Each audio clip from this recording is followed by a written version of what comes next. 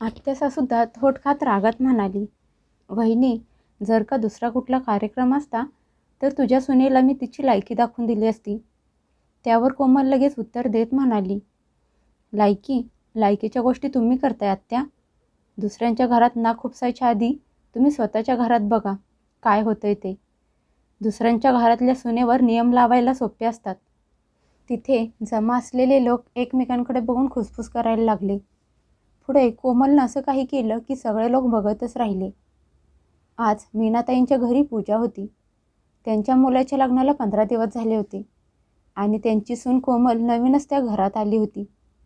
कोमल तिची साडी कशीबशी सांभाळत पाहुण्यांना काय पाहिजे काय नको ते बघत होती. तेवढ्यात ती अचानक मोठ्या आवाजात म्हणाली, "अरुण, खोलीत निघालाच आहात तर येताना माझा मोबाईल तेवढा घेऊन ये." तिथे उपस्थित लोक एकमेकांच्या तोंडाकडे बघू लागले आणि एकमेकांच्या कानात फुसफुस करू लागले. तिथे बसलेले आत्याचे कान लगेच उभे राहिले. त्यांचा चेहऱ्याचा रंग बदलला आणि त्यांनी स्वतःची साडी सांभाळली आणि त्या तडक त्या खोलीत गेल्या ज्या खोलीत मीनाताई बसल्या होत्या. आत येताच आत्या म्हणाली, "वहिनी, ही कसली सून करून आणली आहेस? लग्नाला अजून महिना पण झाला नाही आणि बघितलंस सगळ्यांच्या समोर कशी नवऱ्याला नावाने हाक मारत आहे." "अगं, आम्ही तर आयुष्यभर कधी नवऱ्याचं नाव घेतलं नाही. तू कधी दादाचं नाव घेतलंस का? ही मुलगी तर सरळ सरळ आमची इज्जत घालवत आहे." आत्यांचं बोलणं ऐकून मीनाताईंच्या कपाळावर काळजीने आठ्या पडल्या. त्यांना राग पण आला. त्यांनी बाहेर वाकून बघितलं तर त्यांची सून कोमल सगळ्या पाहुण्यांच्यात हसत खेळत पाणी देत होती. तिला जणू याची जाणीवच नव्हती की केवढी मोठी चूक केली आहे. पूजा संपेपर्यंत मीनाताईंचा राग उफाळत राहिला. पूजा संपली आणि हळूहळू पाहुणे आपापल्या घरी जाऊ लागले. तसे त्यांनी कोमलला आवाज दिला आणि म्हणाल्या, "सुनबाई, जरा इकडे ये." कोमल हसत त्यांच्याजवळ आली आणि म्हणाली, "काय आई?" त्यावर मीनाताई रागात तिला म्हणाल्या, "ही काय पद्धत झाली का? तू नवऱ्याला नावाने हाक मारलीस. आमच्या घरात हे सगळं चालत नाही. इथे बायका नवऱ्याला नावाने हाक मारत नाहीत. समजलं का तुला?" हे ऐकून पहिल्यांदा तर तिला धक्का बसला, पण नंतर ती गालातल्या गालात हसत म्हणाली, "आई, हे सगळं तर जुन्या जमान्यातली गोष्ट आहेत. आजकाल हे कोण पाळतं का?" तिचं ते हसणं बघून मीनाताईंना आणखीनच राग आला. त्यांचा चेहरा रागाने लाल झाला. त्या म्हणाल्या, "सुनबाई, यात हसण्यासारखं काय आहे? मी एकदा सांगितलं ना, नवऱ्याचं नाव नाही घ्यायचं म्हणजे नाही घ्यायचं. इथून पुढे तू अरुणला नावाने हाक नाही मारायची." कोमल म्हणाली, "मग आई, मला त्याला बोलवायचं असेल तर मी कसं बोलवणार? काही काम असेल तर त्याला कसं सांगणार?" मीनाताई लगेच म्हणाल्या, "अहो म्हण, अहो ऐकलं का, असं म्हण. तुझ्या सासऱ्यांना पण मी अशीच बोलवते. त्यात काय वाईट आहे?" हे ऐकून कोमल काही बोलली नाही. पण मीनाताई म्हणाल्या, "तुला माहीत आहे का, तुझ्या नादात आत्या मला किती काही बोलून गेल्या. सगळ्या खानदानात चेष्टेचा विषय बनेल आता. ती तर आपल्या खानदानातली रिपोर्टर आहे. आत्तापर्यंत सगळीकडे बातमी पसरलीसुद्धा असेल." त्यावेळी कोमल फक्त ऐकून घ्यायचं काम करत होती. ती काही बोलली नाही. रात्री झोपताना ती अरुणला म्हणाली, "तुमच्या घरातले तर खूपच जुन्या विचारांचे आहेत. आमच्या घरी तर बहिणीसुद्धा दादाला नावानेच हाक मारते. आई पप्पासुद्धा काही बोलत नाहीत. पण इथे तर सगळं उलट आहे. मी जणू खूप मोठा अपराध केला आहे." अरुण म्हणाला, "कोमल, तुझं म्हणणं पटतंय मला, पण आईला कोण समजवणार? ती तर पहिल्यापासूनच अशीच आहे." कोमलने मोठा श्वास घेतला आणि गप्प बसली. पण तिच्या मनात हे बसलं होतं की हे चुकीचं आहे. काही दिवसांनी तिची नणंद रेवा तिच्या नवऱ्यासोबत आली होती. कोमलनं बघितलं तर तिची नणंदसुद्धा तिच्या नवऱ्याला नावानेच हाक मारत होती. हे बघून तिच्यातला राग पुन्हा उफाळून आला. संधी मिळताच ती सगळ्यांच्या समोर म्हणाली, "आई, ताईंच्या सासरी काय नवऱ्याला नावाने हाक मारायची परवानगी आहे का?" हे ऐकताच मीनाताईंचा चेहरा बघण्यासारखा झाला. त्या रागाने म्हणाल्या, "हे बघ सुनबाई, आम्ही आमच्या मुलीचं लग्न लावून दिलं आहे. आता तिच्या सासरी काय होत आहे याच्याशी आम्हाला काही देणं घेणं नाही. पण तू आमची सून आहेस. त्यामुळे तुला आमचे नियम पाळावेच लागतील." हे ऐकून कोमलला असं वाटलं जणू हा सरळ सरळ तिच्यावर अन्याय आहे. पण तिची सासू एवढ्यावरच थांबली नाही, तर तिने कोमलला खोलीत बोलावून घेतलं आणि रागात म्हणाली, सुनबाई, जास्त स्मार्ट बनण्याची गरज नाही. एवढीच हुशार आहेस तर घरातल्या कामात हुशारी दाखव. मॉडर्नपणा ठीक आहे, पण संस्कारसुद्धा असायला हवेत. कोमलच्या डोळ्यात अश्रू आले, पण तिने स्वतःला सांभाळलं आणि म्हणाली, आई, स्मार्ट असणं म्हणजे फक्त घरातल्या कामात परफेक्ट असणं असं नाही, तर विचार करण्याची पद्धतसुद्धा चांगली असावी लागते. आणि नियम तर सगळ्यांना सारखेच असले पाहिजेत. मीनाताई रागात म्हणाल्या, मला तुझ्या शहाणपणाची गरज नाही. हा माझ्या मुलाच्या इज्जतीचा प्रश्न आहे आणि मी माझ्या डोळ्यादेखत हे सगळं होऊ देणार नाही. आता मात्र कोमलला सहन झालं नाही. ती रागात म्हणाली, नावाने हाक मारल्याने इज्जत काही कमी होत नाही.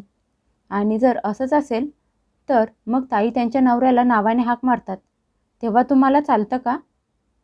बस, इथूनच दोघींच्या मध्ये शब्दांचे युद्ध सुरू झाले. मीनाताई अजूनच तिखट झाल्या. त्या म्हणाल्या, तुला प्रत्येक गोष्टीत उत्तर दिलेच पाहिजे का? हे घर आहे. तुझी मर्जी चालवायला हे काही तुझं ऑफिस नाही. कोमल लगेच म्हणाली, हो, हे घर आहे. इथे मी माझी ओळख लपवायला आलेली नाही. हे काही जेल नाही. मीनाताई खेकसत म्हणाल्या, सुनबाई, तोंड सांभाळून बोल. आत्ता लग्नाला 15 दिवससुद्धा झाले नाहीत. कोमल म्हणाली, मी का म्हणून तोंड सांभाळू? चुकीच्या गोष्टीला चुकीचं म्हणणार. तुम्ही माझ्यावर चुकीच्या गोष्टी नाही लादू शकत. मीनाताई म्हणाल्या, जर तुला आमच्या घरातले नियमात राहायचं नसेल तर या घरात राहू नकोस. हे ऐकून कोमलला धक्काच बसला. तिच्या डोळ्यातून अश्रू आले. ती म्हणाली, आई, मी या घरात लग्न करून आले आहे. तुमच्या एका बोलण्यावर घर सोडायला मी काही अशीच या घरात आलेली नाही. असं म्हणत ती रडत तिच्या खोलीत निघून गेली. तिने दरवाजा बंद केला आणि ती जोरजोरात रडू लागली. कोमल बेडवर पडून रडत होती आणि तिच्या डोळ्यातले अश्रू काही थांबायचं नावच घेत नव्हते. ती स्वतःशीच बडबडत म्हणाली, मी इतकी वाईट आहे का? आपल्याच नवऱ्याला नावाने हाक मारली तर कुणाची इज्जत जाते का? का हा फक्त गैरसमज आहे? असा विचार करत ती उशीत तोंड घालून रडू लागली. मीनाताई देखील रागात फणफणत होत्या. त्यांच्या चेहऱ्यावर राग स्पष्ट दिसत होता. त्यांना त्यांच्या सुनेचं वागणं अजिबात आवडलं नव्हतं. त्यांचा अहंकार दुखावला होता. मीनाताईंचा नवरा तिथे आला आणि म्हणाला, मीना, तू जरा जास्तच बोलली सुनबाईला. अगं, ती अजून लहान आहे. तुला हे तुझे जुने विचार सोडावे लागतील. त्यावर मीनाताई रागातच म्हणाल्या, तुम्हाला तर कायम मी चुकीची आणि तुमची सून बरोबर दिसते. तुम्ही बघितलं नाही का तिची जीभ कशी मला उलट उत्तर देत होती? आत्ताच अशी आहे तर पुढे जाऊन काय करेल? तिची समजूत काढत तिचा नवरा म्हणाला, जीभ तेव्हाच चालते जेव्हा समोरच्या माणसाला वाटते की त्याच्यासोबत चुकीचं घडत आहे आणि मला यावेळी वाटतंय की ती चुकीची नाही. मीनाताई रागात म्हणाल्या, बास करा तुमचं. या घरातले नियम मी बनवणार. जर आत्ताच तिला सूट दिली तर पुढे जाऊन डोक्यावर बसेल ती. असं म्हणत त्या त्यांच्या खोलीत निघून गेल्या. दुसऱ्या दिवसापासून घरातले वातावरण बदलले. कोमल आता पहिल्यासारखी हसत खेळत नव्हती. कुणाशीही काही बोलत नव्हती. ती तिचं काम करायची आणि तिच्या खोलीत निघून जायची. तिचा नवरा हे सगळं बघत होता, पण काही बोलत नव्हता. एकदा रात्री तो म्हणाला, कोमल, असं किती दिवस चालणार? तुमच्या दोघींच्या मधली भांडणं कधी संपणार नाहीत का? कोमल दीर्घ श्वास घेत म्हणाली, हे भांडण फक्त माझं आणि आईंचं नाही, तर आमच्या विचारांची लढाई आहे. जोपर्यंत विचार बदलत नाहीत तोपर्यंत काहीच बदलणार नाही. तिचा नवरा म्हणाला, मग काय तू भांडण करून सगळं नीट करणार आहेस का? कोमल त्याच्या डोळ्यात बघत म्हणाली, नाही, पण यावेळी मी गप्प बसणार नाही. हळूहळू दिवस पुढे गेले. ती गोष्ट आता जुनी झाली होती. पण सासू सुनेच्या मध्ये बोलणं अजून पण बंदच होतं. एक दिवशी सकाळी चहा पित असतानाच अरुणचे वडील म्हणाले, अरुण, तुझ्या आत्याच्या लग्नाचा वाढदिवस आहे. मोठा कार्यक्रम ठेवलाय त्यांनी. आपल्या सगळ्यांना बोलावलं आहे. हे ऐकताच मीनाताई खुश झाल्या. त्या आनंदात म्हणाल्या, अरे वा, ताईंच्या लग्नाचा वाढदिवस. मग तर जावेच लागेल. गिफ्टसुद्धा छान घ्यावं लागेल. 3 दिवस तर घरात त्याचीच तयारी सुरू होती. कपडे, गिफ्ट, सगळी खरेदी, काही छान झालं. पण या सगळ्यात त्या प्रत्येक वेळी कोमलला एकच गोष्ट वारंवार सांगत होत्या. हे बघ सुनबाई, तिथे जाऊन कुठली चूक करू नकोस. अरुणला तर नावाने अजिबात हाक मारू नकोस. नाहीतर तुझ्यामुळे आम्हाला आत्यांचं बोलणं ऐकून घ्यावं लागेल. कोमलने मान हलवून फक्त होकार दिला. पण तिच्या मनात काहीतरी वेगळंच चालू होतं. कार्यक्रमा दिवशी सगळे छान तयार होऊन हॉटेलमध्ये पोहोचले. तिथले दृश्य बघून सगळे बघतच राहिले. आत्या तर खूप आनंदात दिसत होती. येताच त्यांनी अगोदर मीनाताईंना घट्ट मिठी मारली आणि म्हणाल्या, वहिनी आलात? तुमचीच वाट बघत होतो आम्ही. सगळेजण आत जाऊन बसले. खाणं पिणं सुरू झालं. हसत खेळत सगळेजण एकमेकांशी बोलत होते. कोमल शांतपणे हे सगळं बघत होती. जणू ती योग्य वेळेची वाट बघत होती. तेवढ्यात तिची नजर आत्या आणि त्यांच्या सुनेवर रेवावर पडली.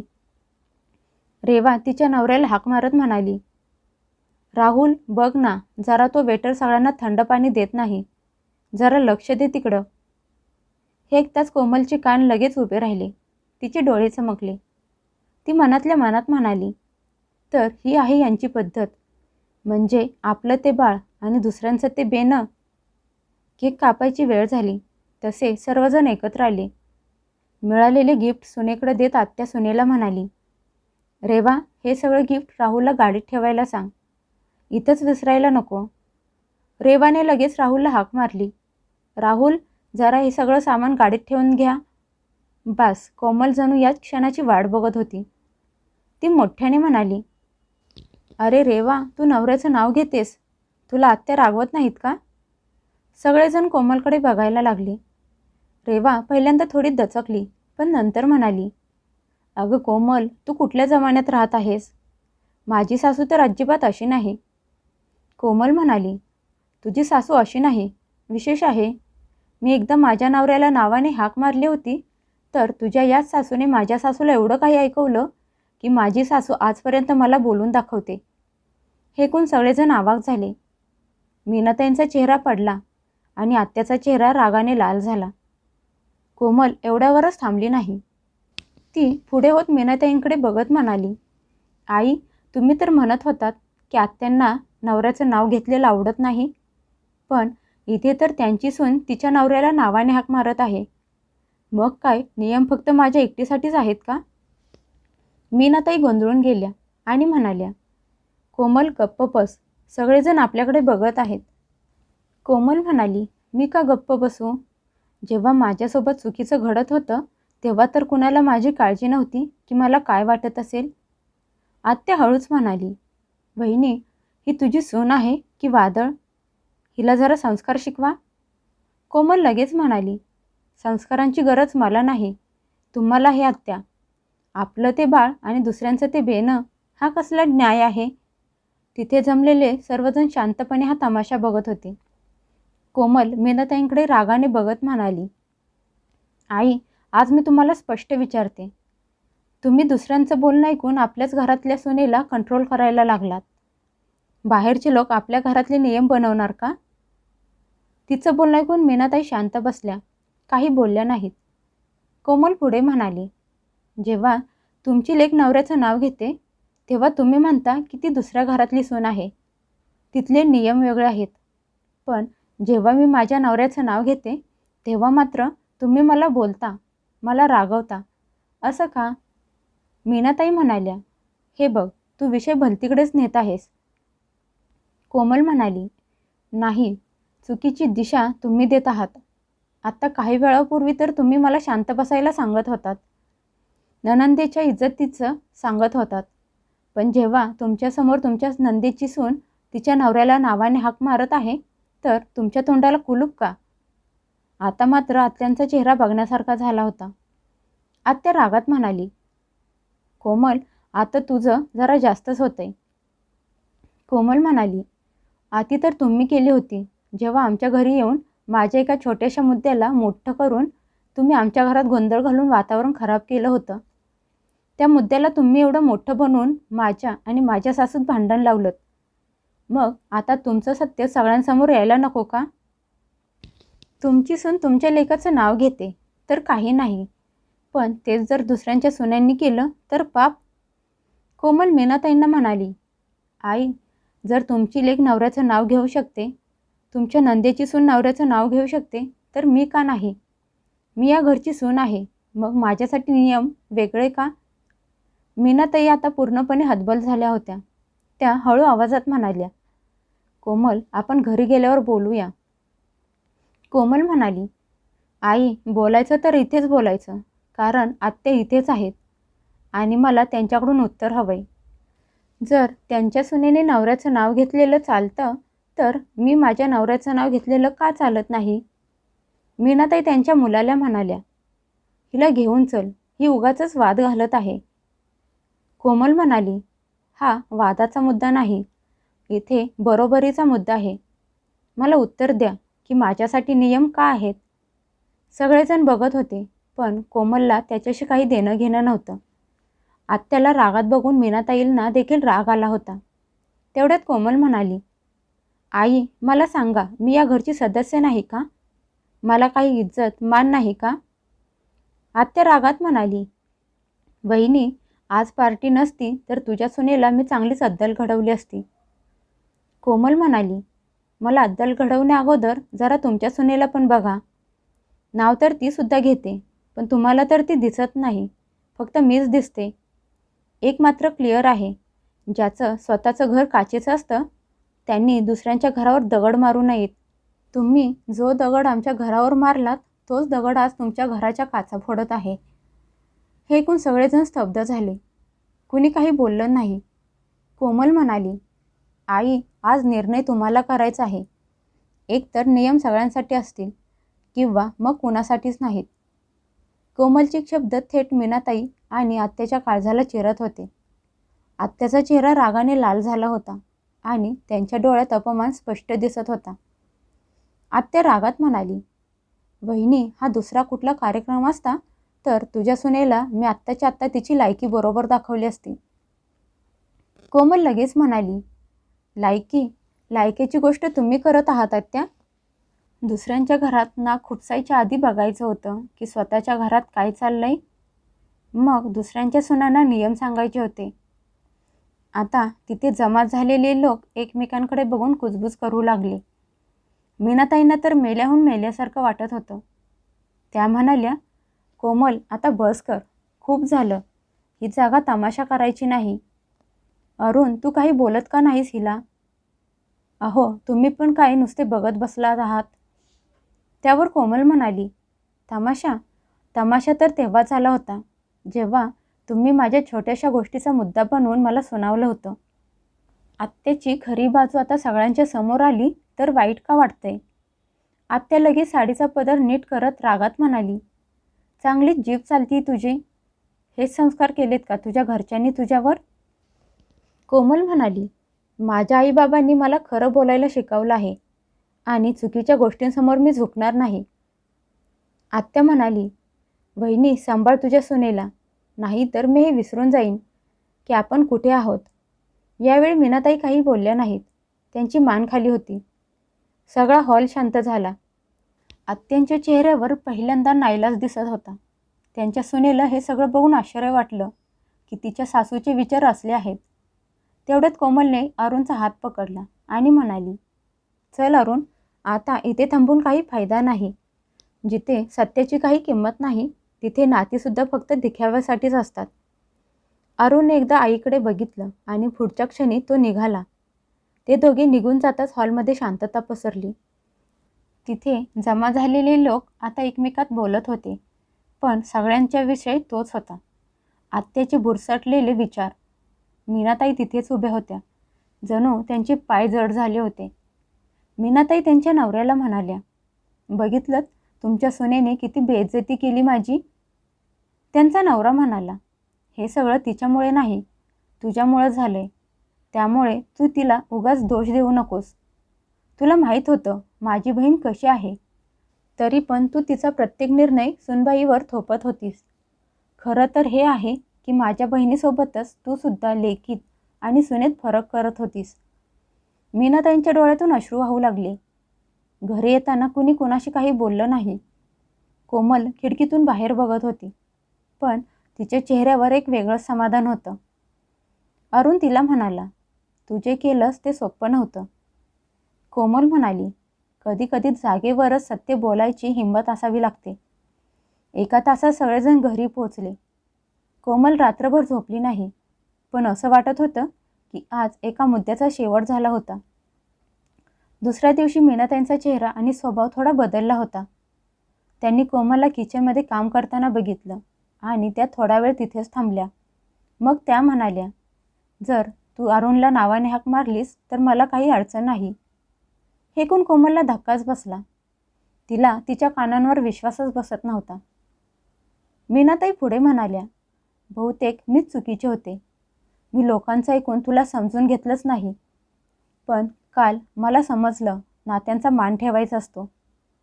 कोमलच्या डोळ्यात आनंदाने अश्रू आले.